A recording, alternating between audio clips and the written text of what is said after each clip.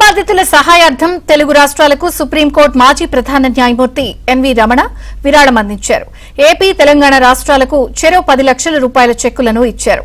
వరద సహాయ కార్యక్రమాల్లో పాల్గొంటున్న 2 రాష్ట్రాల సీఎంలను ఎన్వి రమణ అభినందించారు.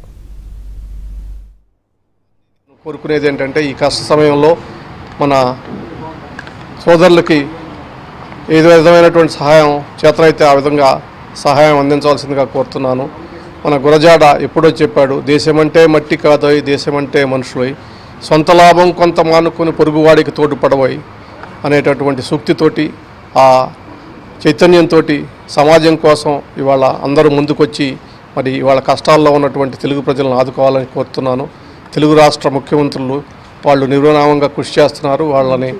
వాళ్ళకి మద్దతుగా నిలిచి మన తెలుగు ప్రజలకి సహాయం చేయాలని కోరుతున్నాను. అదేవిధంగా సమాజంలో అశాంతి కానీ ఆకలి కానీ ఉంటే మనకి ఎంత సంపద ఉన్నా కూడా మనం అనుభవించలేనటువంటి విషయాన్ని మనం గుర్తుపెట్టుకోవాలా.